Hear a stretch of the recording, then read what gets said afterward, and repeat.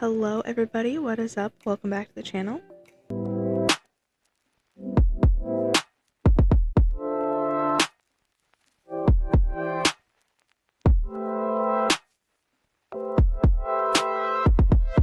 We are doing a much needed Let's Chat.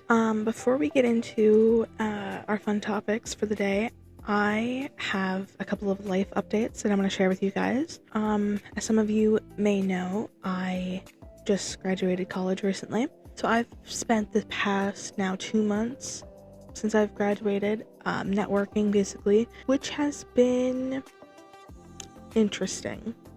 It's definitely been a time in my life that I'm experiencing. There's, with anything, especially with school related things, there's goods and bads with it.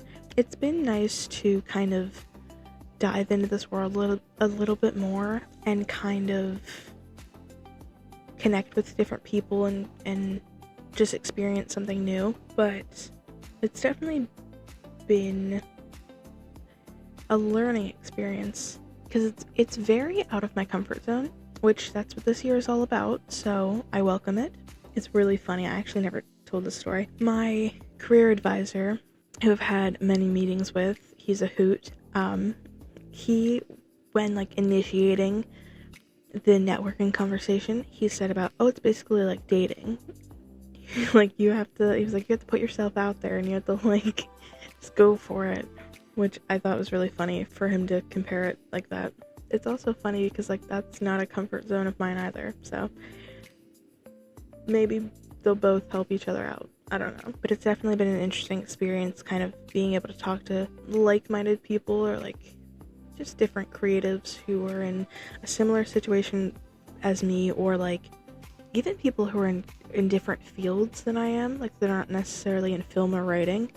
There are some people in animation that I've talked to. There are a few actors or voice actors even. There's just all kinds of different people that I've gotten to connect with on LinkedIn. Even if I haven't had conversations with them, I've just made a connection with them, which is nice. It's definitely been an interesting experience. One of my connections that I made on LinkedIn was with this one guy who we just started a conversation about what we were up to. He had mentioned that he was working on something, and I basically kind of subtly asked him if he needed an editor for it, and he said that he actually did. So he told me about the documentary that he's working on and asked me if I would be interested in editing it for him. So we are starting to collaborate on it, basically. It's been slow to start. We had our first meeting the end of last week, which was an interesting experience as well. It was terrifying. I was absolutely terrified. I was actually going to talk about it before the meeting. I was going to make a video about it before and tell the story of me getting ready to do this meeting, and I was I can't talk about it before I actually do it because I was so scared. I am scared. I am scared. I am scared. Scared. Because it's just not something that I do. I don't just, strike up conversations with people on the internet or have Zoom calls with people I don't know. It's just not what I do. So I was terrified the whole time, waiting days up until the meeting, waiting for the actual day, and then all day, because there's one of the hardest parts of this collab is going to be our time difference, because he's West Coast, I'm East Coast. So we set our meeting for 12:30 his time, so it was 3:30 here. So I had to basically wait all day, what it felt like. So it was a little bit difficult to just kind of sit there and have to wait, knowing that I would have to do this thing that I was not at all comfortable with. But it turned out pretty well. We had a good conversation, and we kind of started to figure out how this was going to work. Because this is a new thing for both of us, honestly. He's never really done anything like this, and I've never worked with anybody else and stuff like this. I've always done it myself because I went to film school online, so I wasn't at my university working with other students or like doing hands-on experience stuff, so I did most of it by myself. Or even if I wasn't by myself, I was the only like professional or like person that was learning what to do that was working on the thing, because like my friends and family would help me.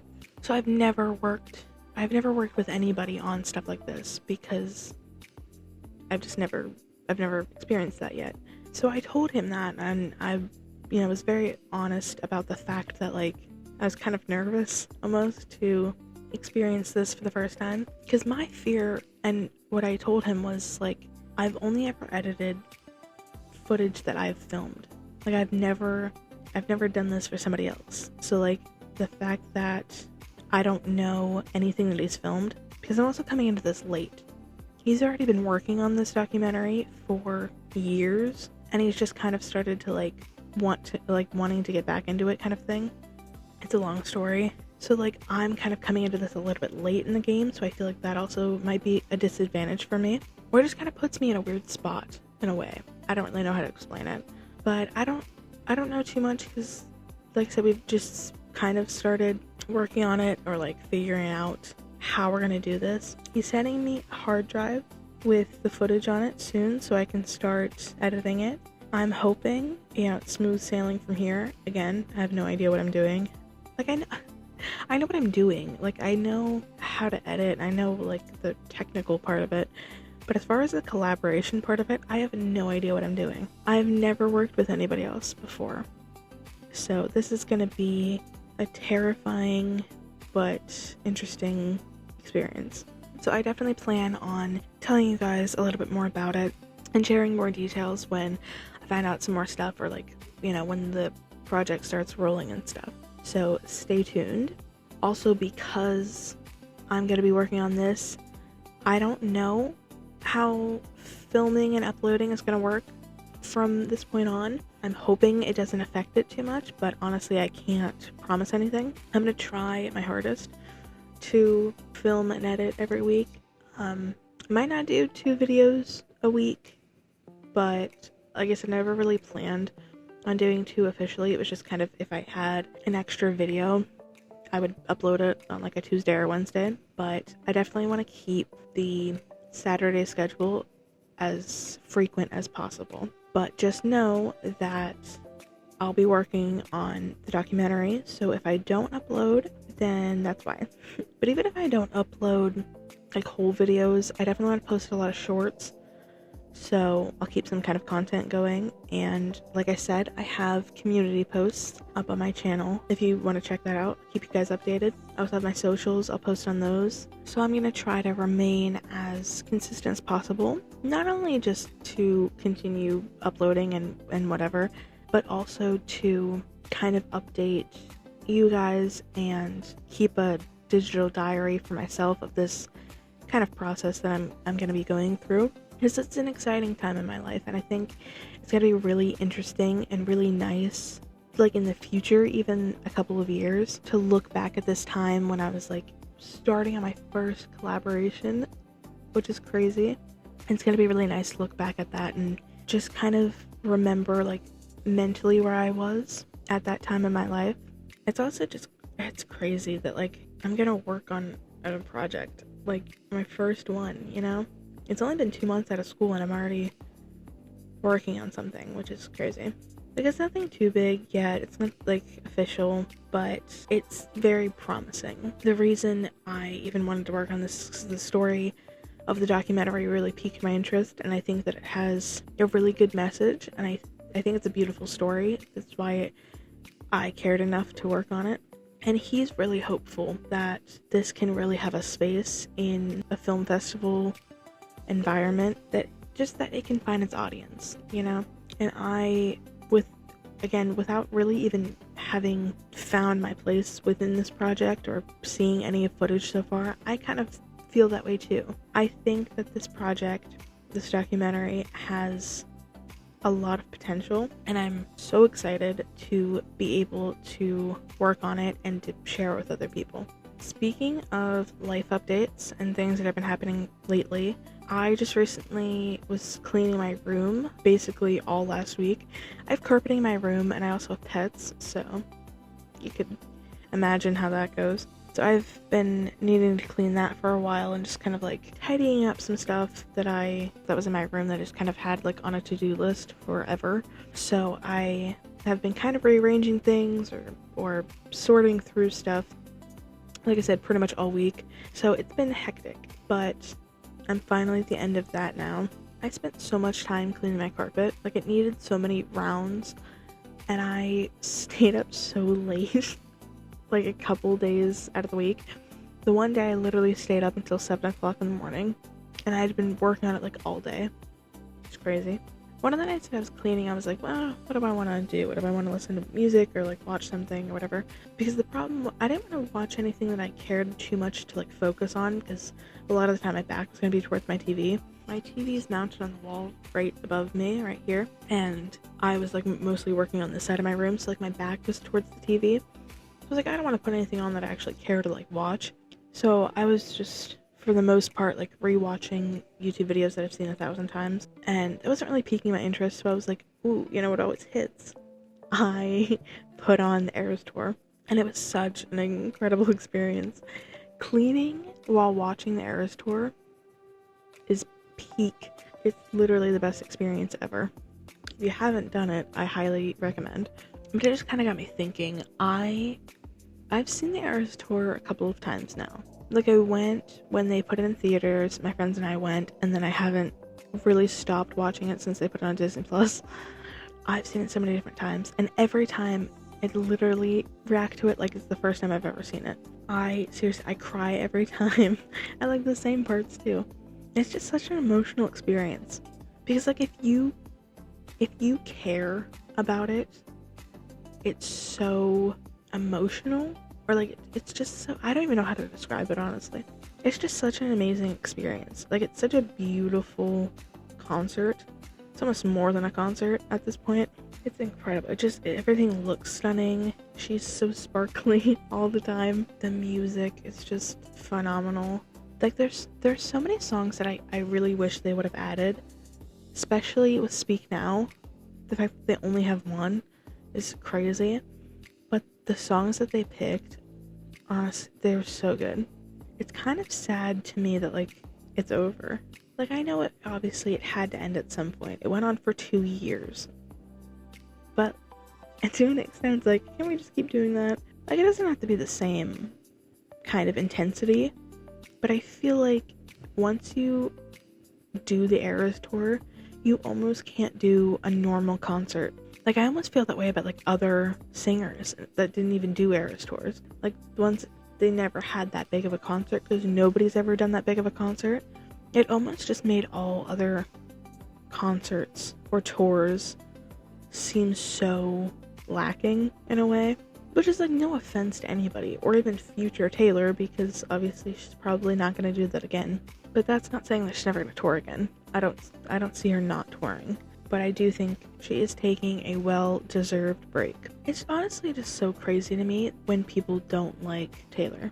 Like, I get, like, everybody has their own things, like, their own interests, or, like, just different, especially with music. I think it's such a picky thing almost. Like, people are so protective of their music that, like, if they don't like a genre or an artist or something, like, they're so against them. Or even, and you know, on the other end, like, if they hear that somebody else doesn't like the thing that they like, they're so protective of it to, like, immediately defend it, which, like, I get to an extent, but also, like, to each their own. Like, art is so subjective, and music is art, so it's like, you just kind of have to understand that not everybody's gonna like the same thing. But the amount of hate that Taylor gets, and just the way that people go about hating on her, is what genuinely baffles me. Like, I don't even necessarily care that, like, not everybody likes her, because whatever, I think that she is just fine without your support. But I think what gets me, even now, after all this time, is just the pure hatred that people, like, comes out of people when they talk about her. It's just crazy to me. that people can be so just harsh to a person that they don't know, first off. And second, that it's like, has never done anything wrong to you. And like, people always want to nitpick her music, and it's like, I'm sorry. Like, I get that you don't like it. Don't listen then. Or like the ones, this is what gets me more than people that just don't like it and don't listen, are the ones that know they don't like her, admit that they don't like her, listen to the songs anyway, and then complain about them.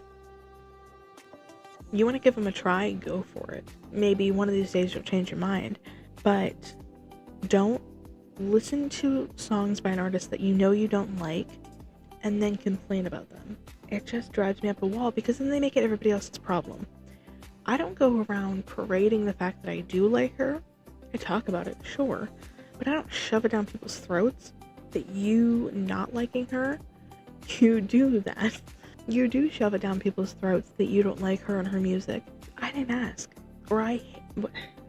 What's worse than it being unprompted is when I'm talking about her positively and somebody wants to bring up something negative or wants to switch it to nitpick her. I hate it. And almost everybody I know in my personal life doesn't like her, which sucks. And like, they all get to talk about her the way that they want to, but like, I wouldn't get to talk about her, you know? Like, it never goes both ways. It's always a one-sided situation, which is like so exhausting, because name any other person that gets treated like that. You can't, it never works the same with anybody else the same way that it works with her.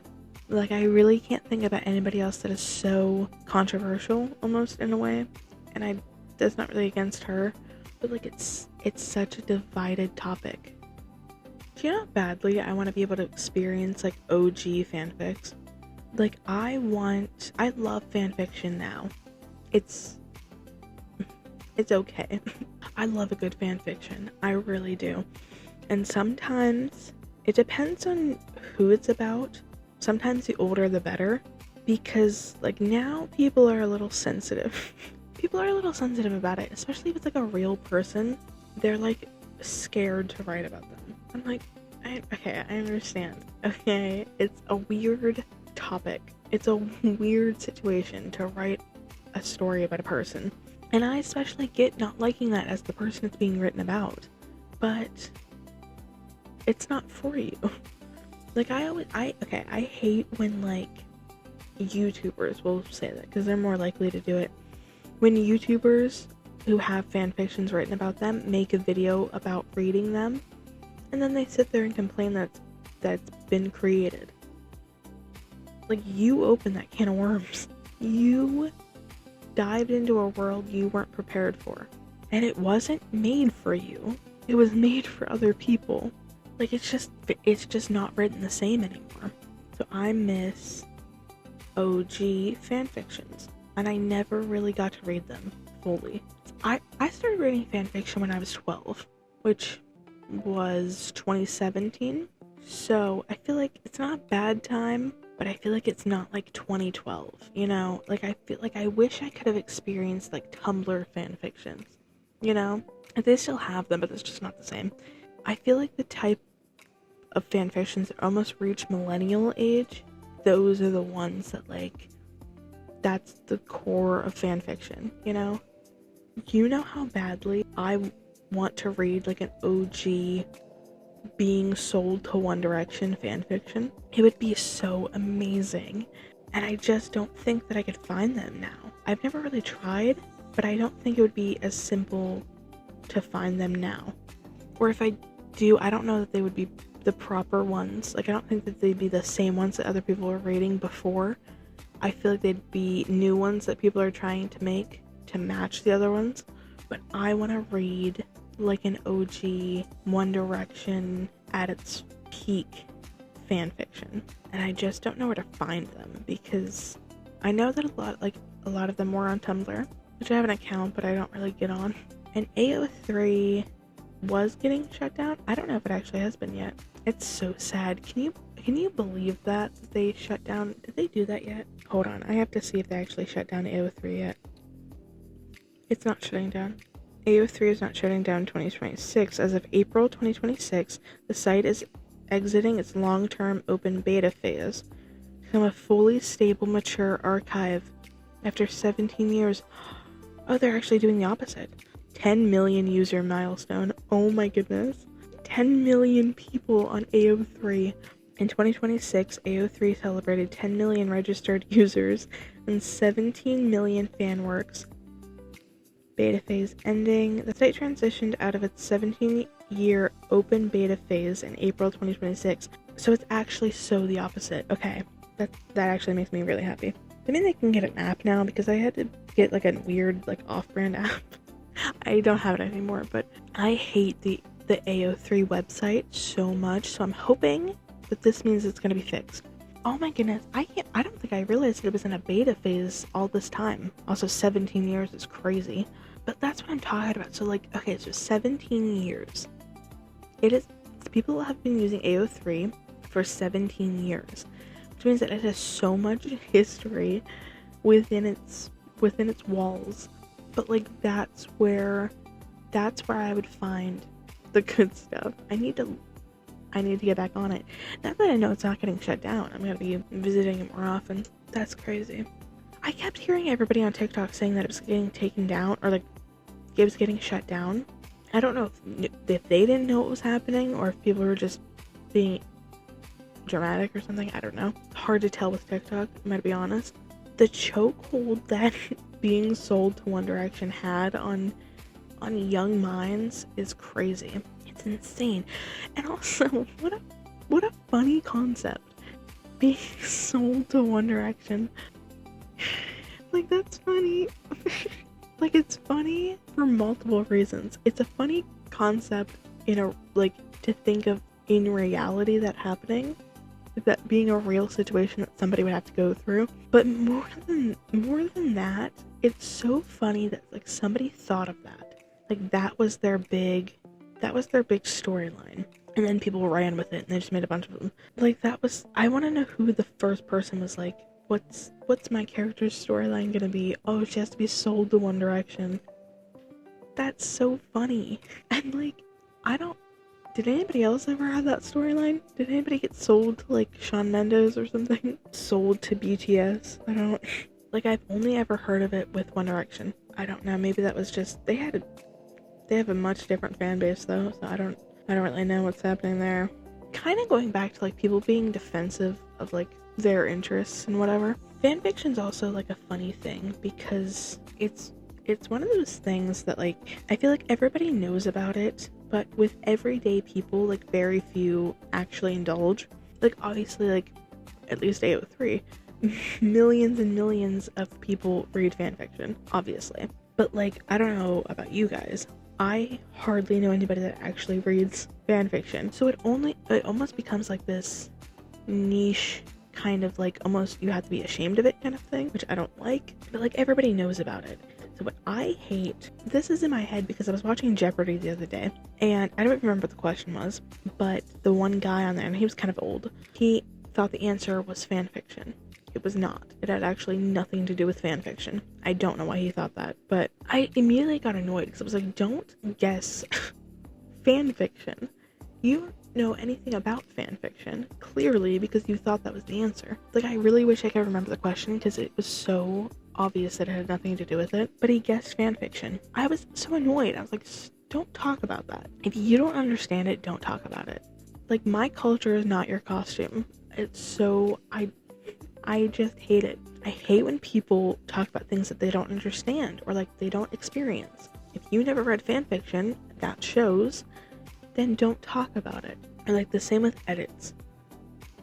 If you know me, I love a good edit.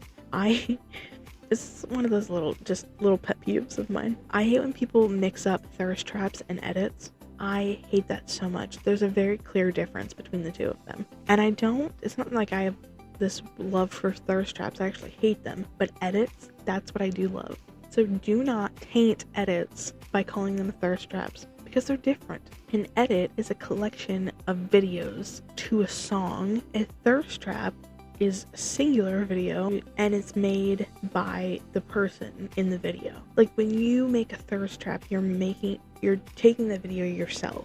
You can make an edit of yourself, sure, but like it's just they're just different, okay? I don't really know how to explain it, but if you get it, you get it. If you don't, you'll call edits thirst traps. It just annoys me. It's almost like the battle between millennials and Gen Z, because I feel like that's where the confusion lies, is with older people who's like they kind of had stuff like that, but not really. Like fanfiction's been around for years, but it's like there's certain generations that know a little bit less about it than others.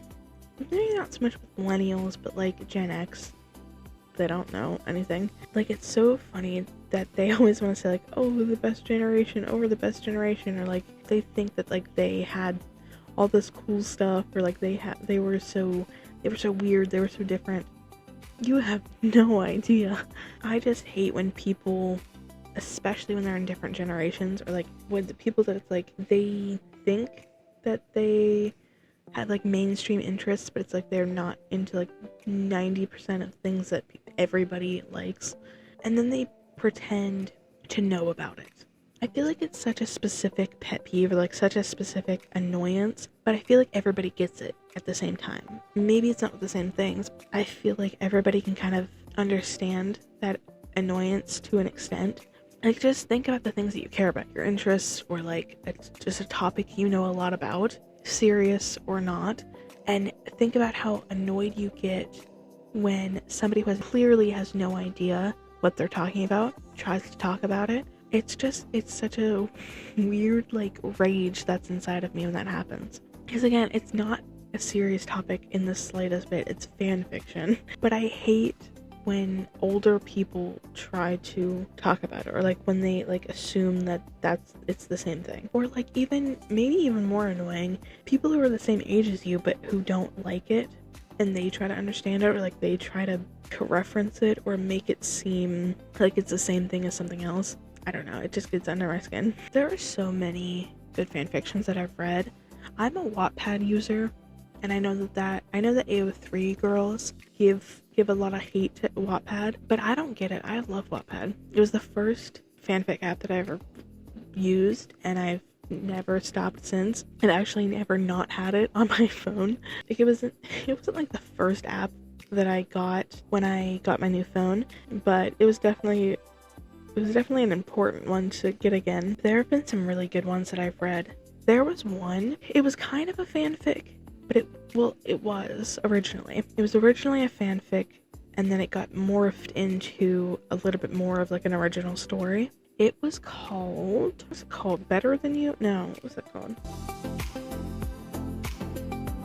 Anyway, it was a story about like two academic rivals, basically. It was a long time ago I read this. I was maybe a freshman in high school. I might have been in the 8th grade, I don't remember. But it was such a good story. And it was one of the first Wattpad stories that I read that it wasn't like like I said, it was originally a fanfic, but like as I read it, it wasn't anymore. It was just its own story.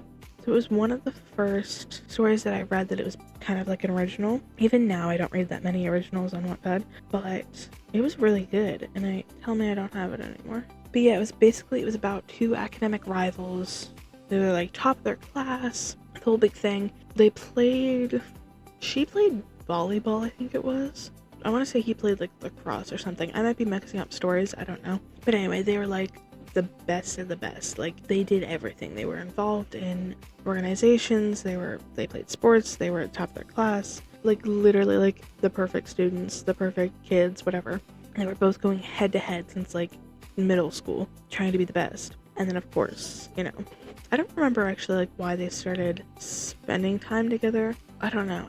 Hopefully I can find it. I'll look after this video, but maybe I'll reread it again. I don't know. It was a good story though. Speaking of books, like I said before, I'm currently reading Happy Messy Scary Love. It's a very good book so far.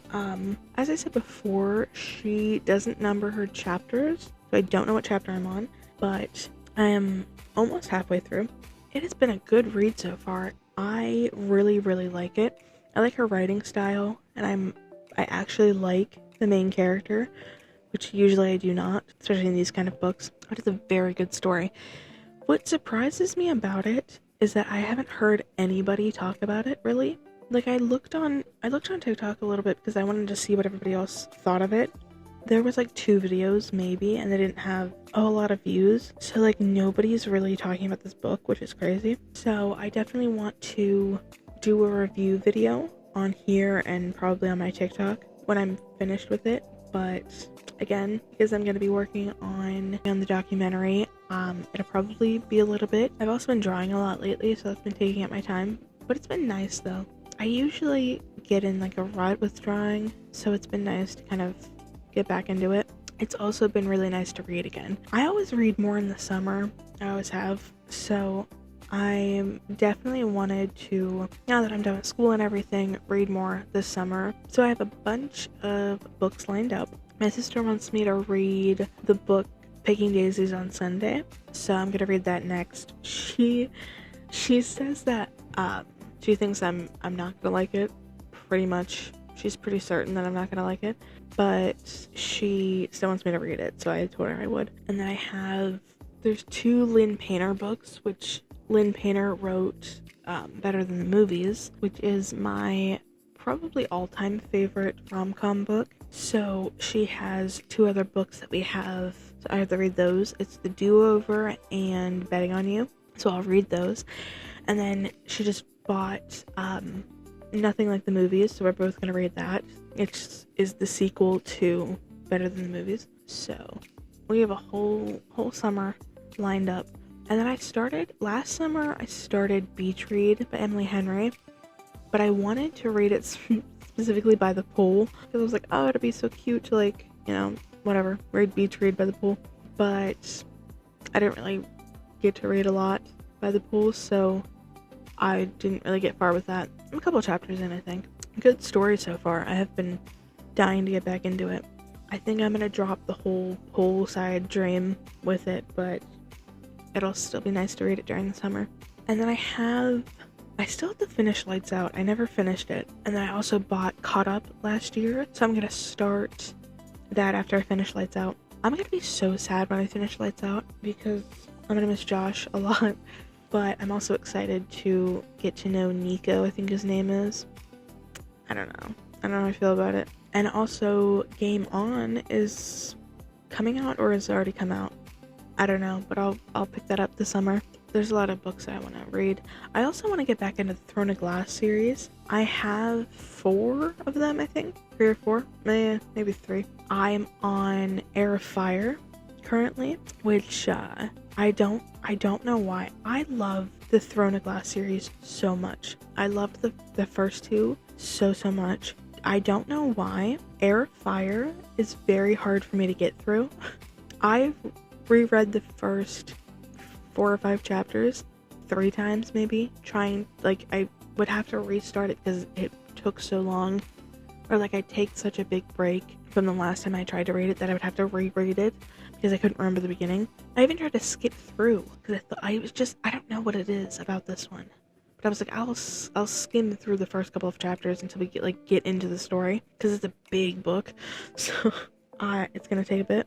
But I don't know what it is. It's not that I don't like it. And like I said, I loved the first 2. But there's just something about Heir of Fire for me that something's not clicking for me. I just can't get through it. Which is so sad because Rowan, I think, is his name? Rowan or Roman? I think it's Rowan. I really want to meet him, and he comes into that book, but I just can't. I don't know. Maybe after all of the other books are read, maybe I'll get back into it and see if I can if I can get through it, because I want the rest of the series too. And like I said, I love the first 2, but I don't know what it is about that one. Maybe it was the time. It was a long time ago too. Maybe I just wasn't ready for it yet. I don't know. There's certain situations when it's like you watch a movie or something, or listen to a song, or like read something, and you don't like it, and then you give it some time and you go back and you try it again and you do like it. And you just go, oh, maybe it wasn't the time. I think that's maybe the relationship with Heir of Fire. Maybe it's just not. Maybe it just wasn't the time. I don't know. Something was off. But I'm gonna give it some more time, get through these books, and then maybe I'll try it again. Because apparently the series only gets crazier from there. So I'm excited to get back into it. I also want to get into ACOTAR a lot. I've heard so many good things. I love Sarah J. Maas's writing so much, so I definitely want to kind of dive into her world more. Throne of Glass was the only one that I've read so far. Like I said, I've been loving it thus far.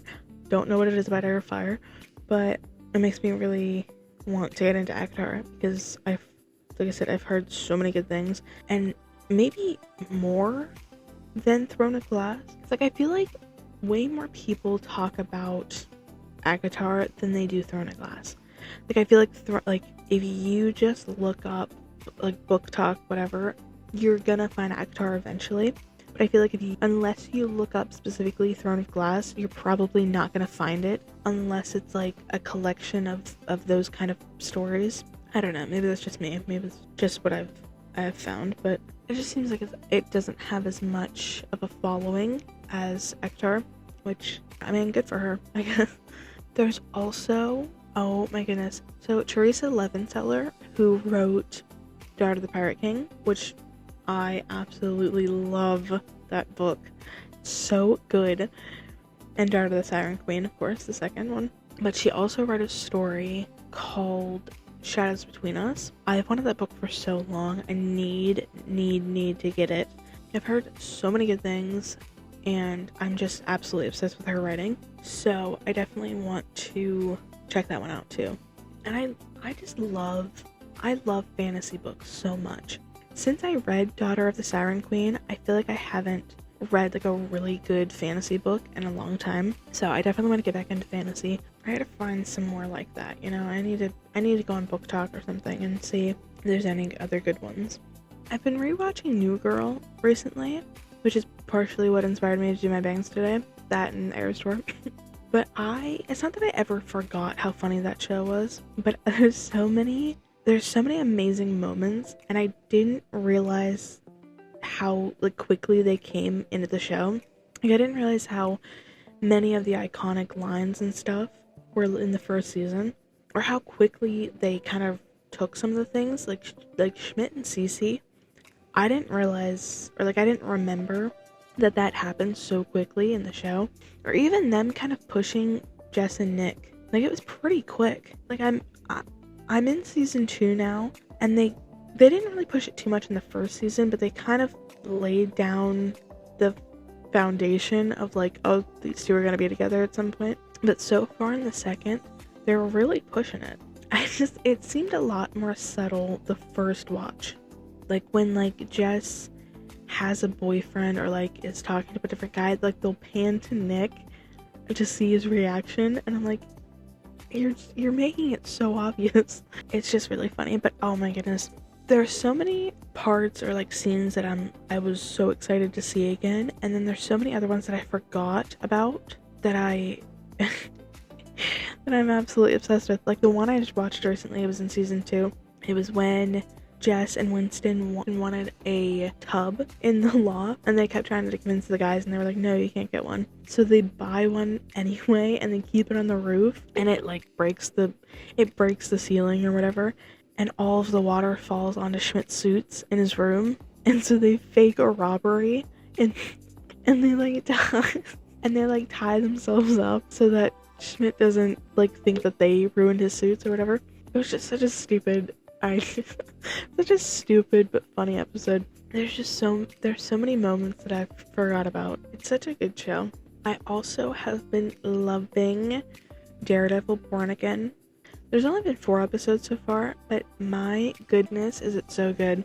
I always get so excited when new Marvel stuff comes out, just because like I'll admit I'm not obsessed with the phase that we're in right now, because just it's so different. I'm not really that big of a fan of change, especially when it comes to stuff like Marvel. Just stuff that like I grew up on so heavily that I'm like, if I can't even recognize what I'm watching, then I'm not really that into it. But I will say we're kind of coming back a little bit, and this year specifically is going to be so good, because not only do we have Daredevil and Punisher, we have Spider-Man, we have Doomsday, but them bringing Daredevil into the MCU was such a smart decision, because not only did we really need Daredevil back, because the old show was so good and I missed it so much. And it's just, it elevates the MCU so much. Also, him being in the MCU elevates his show so much. Like, it's such a, they really feed off of each other in a really amazing way. Like, they were able to do so much with the first show, but they can do so much more now. Like, now that it's MCU and now that it's even, you know, newer and more modern or whatever, there's just so much they can do. And there's so much they can do storyline wise because they can bring in other MCU people. So, like, it's not just between, like, Iron Fist and Punisher and, like, all of them. They can bring in Spider-Man if they want. They can bring in the Hulk if he fits, whatever, you know? Matt being a part of the last Spider-Man and then now Punisher being a part of this one, you know, they're already kind of intertwining them, which is going to be really nice. It has been really, really good so far, so I'm excited for the season to continue. I'm also, I just have to say, so excited for Spider-Man Brand New Day. My goodness. We watched the trailer a couple weeks ago, like, whenever it came out. Oh my goodness, I was so excited. I just can't believe there's just so many parts that I can't believe we're actually getting. Like, I love that we're getting, like, authentic Spider-Man, because, like, that was kind of the beauty part of, like, Tom's Spider-Man, is that, like, he was so set apart from the other ones, because everybody always compares, like, oh, Toby was the best, Andrew was the best, whatever. But, like, Tom's was always going to be different anyway, because he was in the MCU, and, like, because he kind of had the best of both worlds. He had, like, the sciencey part of it, but he also had, like, the authentic, starting out kind of Spider-Man, you know? Because, like, Toby's was, like, he was in college, he was just a little bit more set in life. Not really, he didn't really have everything together, but, like, there was just a little bit of a difference. And I like that they went with, like, the high school Spider-Man for Tom's. And I even like that they did, like, he makes his web fluid, he does this, you know, he made his stuff in the beginning, but also what was different about Tom's is that he had Tony, which was always going to be different anyway, because, like, he didn't have to completely make his own stuff like Andrew or like Toby's. Even Tony made his suits, and, you know, he helped him upgrade his web shooters and everything, so it was always a little bit different. I think that it's perfect for, like, a movie like this where they're almost changing everything we know about his Spider-Man in a way, because it's like he was set apart from the beginning anyway. Like, he was always different from the rest of them, so I feel like it works for his to kind of change things along the way, and it still makes sense, and it still fits, and it still feels like the same movie or like the same storyline. So I think that's a really interesting concept that they have for this one, and I'm so excited to see it. That is all for this week's episode. Thank you so much for watching. I hope you liked it. Be sure to like the video, subscribe if you'd like, and leave a comment. And I will see you next week. Bye-bye.